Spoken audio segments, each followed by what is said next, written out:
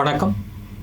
மார்க்கெட்டில் வந்து ஒன்றும் பெருசாக தம் கிடையாது. நேற்று மாதிரி தான். நேற்று +6 இன்றைக்கி +30. நேற்று மாதிரி தான் ஒரு ஹையில் ஓப்பன் ஆச்சு. அதாவது நேற்றோட ஆல்மோஸ்ட் அந்த பாயிண்டில் தான் ஓப்பன் ஆச்சுனால -30 பாயிண்ட்ஸ் -20 பாயிண்ட்ஸ் அங்கேருந்து கீழே போச்சு. மறுபடியும் க்ளோஸ் ஆனது பாசிட்டிவ் சைடில் க்ளோஸ் ஆச்சு. நேற்று யூஎஸ் மார்க்கெட் எந்த லெவலில் க்ளோஸ் ஆச்சோ அந்த இது வச்சுக்கிட்டு அண்ட் யூஎஸ் டேட்டா ப்ளஸ் இந்தியாவோட இன்ஃப்ளேஷன் டேட்டாஸ் இது எல்லாமே வச்சுக்கிட்டு இந்தியாவில் வந்து பயங்கரமான நெகட்டிவ் வரும்ன்றது எதிர்பார்த்தாங்க. பட் எதுவுமே கிடையாது. ஒன்றுமே நடக்காத மாதிரி தான் மார்க்கெட் வந்து ரியாக்ட் ஆகிருக்கு. இன்றைக்கி வந்து எடுத்து பார்த்திங்கன்னா மெட்டல்ஸ் ஆகட்டும், மெயின்லி இன்ஃப்ளேஷன்னால் எக்கானமி வந்து காலி ஆகிடும்ன்ற மாதிரி ஒரு ஃபீல். மெட்டல்ஸ் ஆகட்டும், private sector banks, banking sectors எல்லாமே வந்து அடி வாங்கியிருக்கு. But in particular private sector banks, public sector பேங்க்ஸும் அடி வாங்கியிருக்கு. பட் அந்த அளவுக்கு கிடையாது. அண்ட் இது இல்லாத உங்களுக்கு ஃபைனான்ஷியல் சர்வீசஸ், இவங்க 3 பேருமே வந்து இன்றைக்கி அடி வாங்கியிருந்தாங்க. ஐடி நல்லா பர்ஃபார்ம் பண்ணியிருந்துச்சு. நான் ஏற்கனவே நேற்று சொல்லியிருந்த மாதிரி நேற்று இந்தியன் மார்க்கெட் ட்ரேட் பண்ணல. பட் இன்டர்நேஷ்னலி 83.70 வரைக்கும் டச் ஆகிட்டு ஆல்மோஸ்ட் 83.20 83.30 வந்து ருப்பி வந்து க்ளோஸ் ஆச்சு. ஸோ ருப்பி வீக் ஆனதில் ஆக்சுவலாக ருப்பி வீக் ஆச்சுன்னு சொல்கிறதோட டாலர் ஸ்ட்ராங் ஆச்சுன்னு சொல்கிறது புத்திசாலித்தனம். ஏன்னு சொன்னால் there is no weakness in rupee. So dollar index strong ஆனதுனால ஓவரால் எல்லா கரன்சியுமே வந்து அடி வாங்குது இன்டர்நேஷ்னலி. அண்ட் கமாடிட்டியும் அதுவும் one of the reasons why commodities கீழே விழுந்தது. இப்போ மேட்ருக்கு வரலாம். இப்போ ருப்பி வீக் ஆனனால என்ன ஆகுதுன்னு சொன்னால் ஐடி செக்டர்ஸ் எல்லாமே வந்து பாசிட்டிவ் ஆகுது. ஏன்னா லாபம் வந்து நம்ம வந்து ருப்பி டேர்ம்ஸில் பேசும்போதும் நிறைய ப்ராஃபிட் வருது. ஸோ அந்த ஒரு ரீசன்னால் இன்றைக்கி வந்து ஐடி செக்டர்ஸ் பர்ஃபார்மன்ஸ் எல்லாமே நல்லா இருந்துச்சு. ஆல் எக்ஸ்போர்ட் ஓரியன்ட் ஸ்டாக்ஸ் எல்லாமே வந்து நல்ல பர்ஃபார்மன்ஸ் கொடுத்துச்சு. இப்போ மக்கள் கையில் வந்து என்ன சந்தேகம் இருக்குன்னு சொன்னால் யூஎஸ் ரேட்டிங் வந்து, அதாவது ஜேபி மார்கன், இன்ஃபேக்ட் யூஎஸோட one of the best bank, அதை வந்து ரேட்டிங்கை குறைக்க போகிறாங்கன்றாங்க. ஒன்று. ரெண்டாவது, ஜேபி மார்கனை ரேட்டிங் குறைக்கிறாங்கன்னு சொன்னால் அடுத்த ஒரு 70 பேங்க்ஸோட ரேட்டிங்ஸ் குறைச்சாகணும். இப்போ இந்தியாவில் வந்து திடீர்னு நம்ம வந்து ஒரு ஹைப்போதெட்டிக்கல் சினாரியோ எடுத்துக்கலாமே, 2 பேங்க் எடுத்துக்கலாம். எஸ்பிஐயோட ரேட்டிங் நான் குறைக்கிறேன், இல்லை ஹெச்டிஎஃப்சி பேங்க்கோட ரேட்டிங் குறைக்கிறேன்னு சொன்னால் எப்படி ரியாக்ட் பண்ணுவீங்க? இதே மாதிரி தான் ஜேபி மார்கன் அமெரிக்கா மட்டும் இல்லை, உலகத்தில் இருக்கிற நம்பர் 1 பேங்க்கு. அவங்களோட ரேட்டிங் நான் குறைக்கிறேன்னு சொல்லும் போதும் டெஃபினட்டாக எல்லாருக்குமே வந்து சிரிப்பு வரும். அது வந்து கீழே உழுவாதுன்னு நான் சொல்ல. லேமன் பிரதர்ஸ் கீழே உழுவும் போது இது உழுவுறதுக்கு என்ன பிரச்சனை? கட்டாயம் உழுவாதுன்னு நான் சொல்ல. பட் இன்னைக்கு டேட்டில் உலகத்தில் நம்பர் 1 பேங்காக இருக்குது.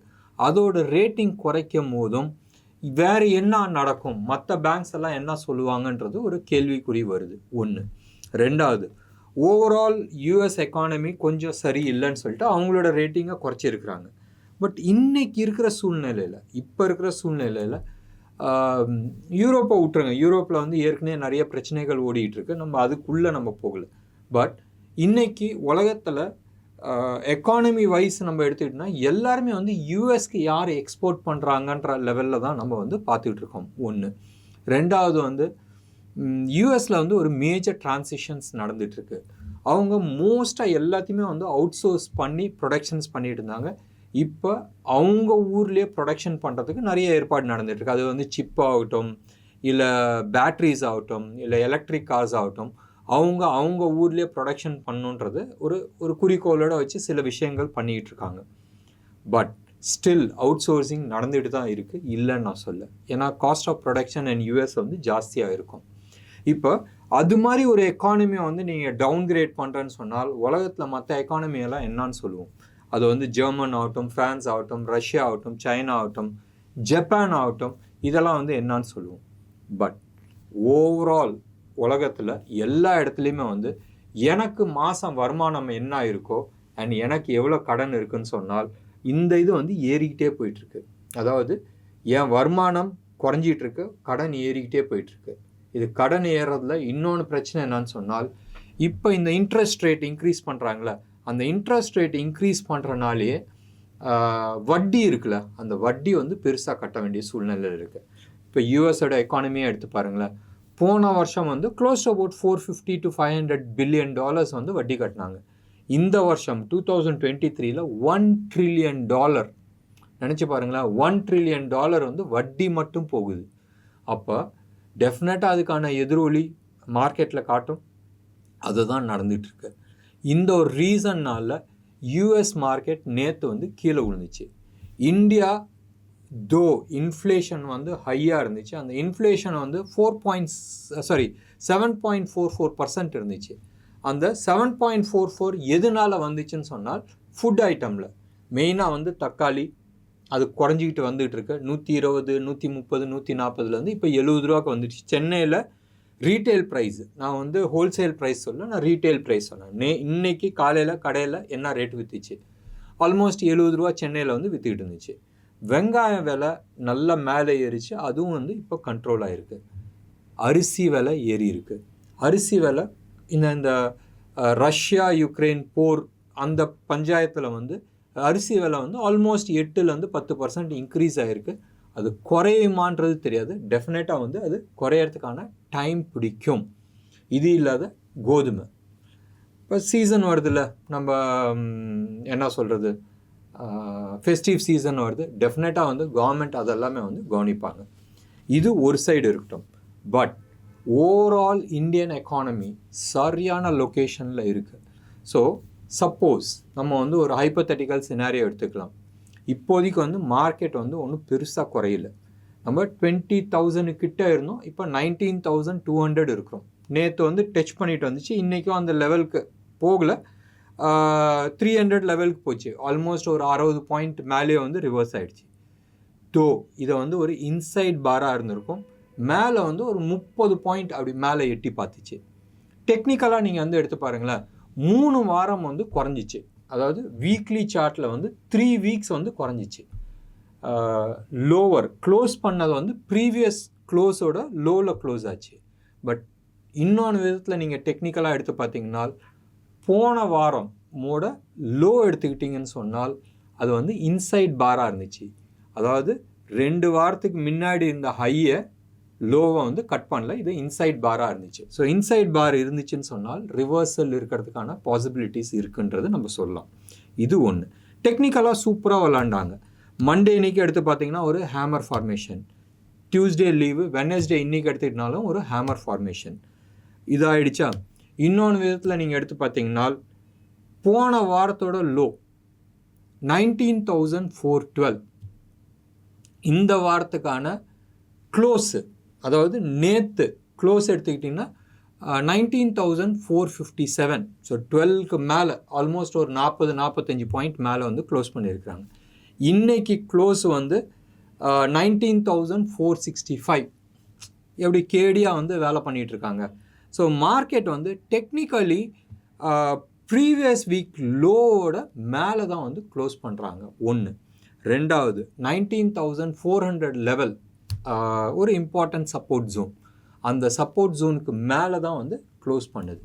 இப்போ கீழே உழுவுமான்னு கேட்டால் டே சார்ட் பிரகாரம் ஃபர்தர் டவுன் சைடுக்கான பாசிபிலிட்டிஸ் இருக்குது. பட் வீக்லி சார்ட்டில் it is more of a time corrections. Market எவ்வளோ தூரம் கீழே போகலாம், 19,200 லெவலில் டிசைசிவாக க்ளோஸ் பண்ணிட்டோம், அது கீழே க்ளோஸ் ஆகட்டும். ஒன்று. ரெண்டாவது 19,000 லெவலில் வந்து க்ளோஸ் ஆகட்டும். அடுத்தது வந்து 18,880 அந்த ஜோன் இருக்குல்ல, 18,800 880 அந்த ஜோன் வந்து ஆல்மோஸ்ட் ஒரு 3 மாதம் வந்து அந்த கன்சாலிடேஷன் ஆச்சு. பேங்க் நிஃப்டியில் கூட எடுத்து பார்த்தீங்கன்னா 43,600 லெவலில் வந்து 3 மந்த் வந்து ஸ்ட்ரகிள் ஆச்சு. அதுக்கப்புறமா தான் வந்து மேலே போச்சு. ஸோ 3 மந்த்ஸ் ஸ்ட்ரகிள் ஆகிருக்குன்னு சொன்னால் எந்த அளவுக்கு அது வந்து சப்போர்ட்டாக இருக்கிறதுக்கான பாசிபிலிட்டிஸ் இருக்குது. இது உடையாதுன்றது நான் சொல்ல, ஒரு பெரிய வால்யூம் போட்டால் உடைய போகுது. ஸோ அது உடையாதுன்றது நான் சொல்ல. பட் உடைக்கிறது வந்து குப்பனோ சுப்பனோ வந்து உடைக்க முடியாது. We need a big money, ஒரு smart money, big fund house, பயங்கர பவர்ஃபுல்லான ஆட்கள் தான் வந்து உடைக்க முடியும். ஒரு மந்த்லியோட சப்போர்ட் ரெசிஸ்டன்ஸை உடைக்கிறாங்கன்னு சொன்னால் அவன் வந்து ஒரு சாதாரண ஆளாக இருக்கக்கூடாது, ஒரு ஜாம்பவானாக இருக்கணும். அந்த ஜாம்பவான் வந்து டெஃபினட்டாக வந்து உடைக்கிறதுக்கு விருப்பப்பட மாட்டாங்க.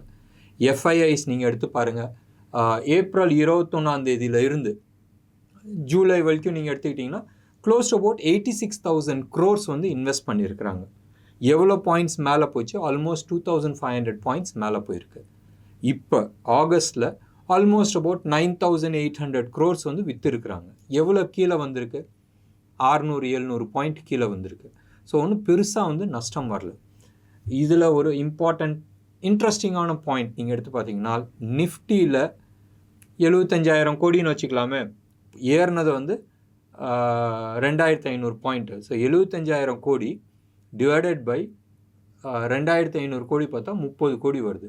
அப்போ நிஃப்டியில் ஒரு பாயிண்ட் ஏற்றுறதுக்கு 30 கோடி தேவைப்படுது. எப்படி? இது வந்து ஒரு சின்ன கேல்குலேஷன்ஸ், வேறு ஒன்றுமே இல்லை. அது ஒரு இன்ட்ரெஸ்டிங்கான ஒரு கேல்குலேஷன்ஸ். ஓகே, ஸோ மார்க்கெட்டில் வந்து இப்போதைக்கு வந்து வோலட்டாலிட்டி மட்டும்தான் இன்க்ரீஸ் பண்ணிகிட்ருக்காங்க. மார்க்கெட்டை ரியல் டென்ஷன்ஸ் பண்ணல. நம்ம போக்ரி படத்தில் வந்து வடிவேல் சொல்கிற மாதிரி தான், சும்மா அப்படி டென்ஷன் தான் காட்டிகிட்டு இருக்கீங்களே, ப்ரைஸ் ஆக்ஷனில் ஒன்றுமே காட்டல. சும்மா மார்க்கெட்டில் அப்படி ஏற்றி இறக்கிட்டு இருக்காங்க விக்ஸை மட்டும். ஸோ மார்க்கெட்டில் ரியல் டென்ஷன்ஸ் வரலைன்றது தான் ஏன் ஃபீல். So let's see. இப்போதைக்கு மார்க்கெட்டை பொறுத்த வரைக்கும் டவுன் சைடில் வந்து 19,300 ஹையஸ்ட் புட்டும் 19,600 வந்து ஹையஸ்ட் காலும் ரைட் ஆகிருக்கு. ஸோ 300 பாயிண்ட்ஸ் ஸ்விங்கு கொடுத்துருக்குறாங்க. ஸோ எந்த சைடு வந்தாலும் நான் ரிஸ்க் எடுத்துக்கிறதுக்கு ரெடி இல்லைன்ற மாதிரி நிஃப்டி வந்து காட்டிகிட்டு இருக்கு. பேங்க் நிஃப்டியை பொறுத்த வரைக்கும் 43,800 லெவலில் வந்து ஹையஸ்ட் புட்டும் அண்ட் 44,000 ஹையஸ்ட் காலும் வந்து ரைட் ஆகிருக்கு. 44,000 ஓரளவு கால் எழுதியிருக்கு, பட் ஹையஸ்ட் வந்து 44,500. ஸோ ஆல்மோஸ்ட் ஒரு 700 பாயிண்ட்ஸ் வந்து ஸ்விங்குக்கான ப்ரொவிஷன்ஸ் கொடுத்துருக்குறாங்க. பார்க்கலாம். நாளைக்கு வந்து எக்ஸ்பைரி இருக்குது. எப்படி எக்ஸ்பைரி ஆக போகுதுன்றது நம்ம பார்க்கலாம். நல்ல ஒரு ஸ்ப்ரெட்டு கொடுத்துருக்குறாங்க. ஸோ இந்த ஸ்விங்கு வரப்போகுதா இல்லை உப்புச்சப்பு இல்லாத நாளைக்கு வந்து க்ளோஸ் ஆக போகுதான்றது நம்ம வெயிட் பண்ணி பார்க்க வேண்டியது. ஸ்டாக் ஸ்பெசிஃபிக்காக எதுவுமே சொல்கிறதுக்கு இல்லை. இப்போதைக்கு HDFC பேங்க் வந்து நெகட்டிவ் சைடில் இருக்குது. அது ஏற்கனவே நம்ம சொன்ன விஷயம். அதே மாதிரி ரிலையன்ஸை பொறுத்த வரைக்கும் அதுவும் வந்து நெகட்டிவ் சைடில் இருக்குது. மற்றபடி பாசிட்டிவ் சைடில் நிறைய ஸ்டாக்ஸ் இருக்குது, ஸ்மால் செக்டர் ஸ்டாக்ஸ் இருக்குது. அந்த ஸ்டாக்ஸ் எல்லாமே எதுவுமே வந்து மேலே பிச்சுக்கிட்டு போகலை, பட் அப்படியே சஸ்டெயின் ஆகிட்டு நின்றுட்டுருக்கு. இன்னொன்று, இந்தியா புல் ஹவுசிங் ஃபைனான்ஸ் இது 2-3 நாளாக வந்து ஒரு நல்ல ஆக்ஷனாக காட்டிகிட்டு இருக்கு. ஒரு மந்த்லி லெவலை வந்து க்ளோஸ் பண்ணியிருக்கு. அதாவது ஒரு 6 மாதத்துக்கு முன்னாடி இருந்த லெவலை வந்து க்ளோஸ் பண்ணியிருக்கு. அந்த லெவலை இன்னமும் சஸ்டெயின் ஆக போகுதான்றது பார்த்ததுக்கு அப்புறமா நீங்கள் லாங் டேர்ம் இன்வெஸ்ட் பண்ணுறது பெட்டராக இருக்கும். அவசரப்பட வேணாம். மற்றபடி நாளைக்கு ஸ்டாக் ஸ்பெசிஃபிக்காக நம்ம டிஸ்கஷன் பண்ணலாம். உங்களுக்கு இன்னைக்கு ப்ரோக்ராம் பிடிச்சிருந்துச்சுன்னா லைக் பண்ணுங்கள், ஷேர் பண்ணுங்கள். டெஃபினட்டாக உங்களோட கமெண்ட் பாக்ஸில் கொடுங்க. நன்றி, வணக்கம்.